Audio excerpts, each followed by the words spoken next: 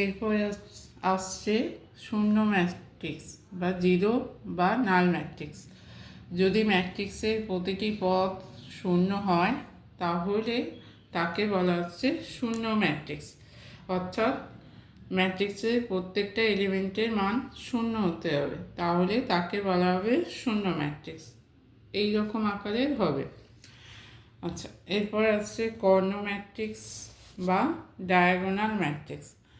বলছে যে বর্গ ম্যাট্রিক্সের কর্ণ বরাবর পদগুলির মধ্যে একটি পদ শূন্য নয় কিন্তু অন্য সব পদের মান শূন্য, তাকে বলা হচ্ছে কর্ণ ম্যাট্রিক্স বা ডায়াগোনাল ম্যাট্রিক্স। অর্থাৎ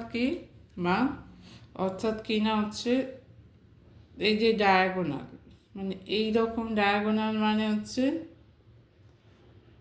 এই রকম এই লাইন বরাবর তার একটা মিনিমাম এলিমেন্ট শূন্য নয়, বাকিগুলো শূন্য হতে পারে, তাহলে তাকে বলা হচ্ছে কর্ণ ম্যাট্রিক্স বা ডায়াগোনাল ম্যাট্রিক্স। অনেকটা এই রকম আকারে হবে।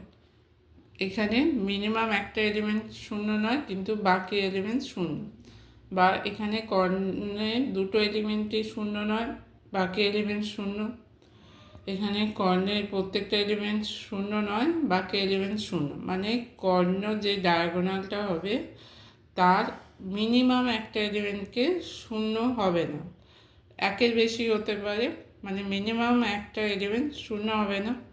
তাহলে সেক্ষেত্রে বাকি সমস্ত পদ শূন্য যদি হয় তাহলে তাকে বলা হচ্ছে কর্ণ ম্যাট্রিক্স। এরপর আসছে স্কেলার ম্যাট্রিক্স।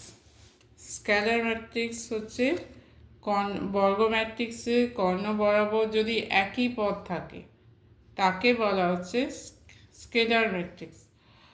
অর্থাৎ এই রকম আকারে কর্ণ বরাবর দুটো পদই সেম আছে 5 5, বাকিগুলো হচ্ছে শূন্য, বা 1 + i, মানে কর্ণ বরাবর এলিমেন্টগুলো যদি সেম থাকে তাকে বলা হচ্ছে স্কেলার ম্যাট্রিক্স।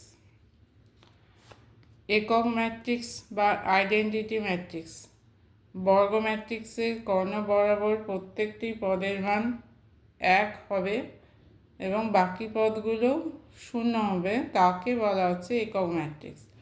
অর্থাৎ কোনো ডায়াগোনাল ম্যাট্রিক্সে বা ডায়াগোনালের এলিমেন্টগুলো হচ্ছে 1 এবং বাকি পদগুলো শূন্য, তাহলে এখানে প্রত্যেকটা কর্ণ বরাবর এলিমেন্ট যদি 1 হয় তাহলে সেক্ষেত্রে এটাকে বলা হচ্ছে একক ম্যাট্রিক্স।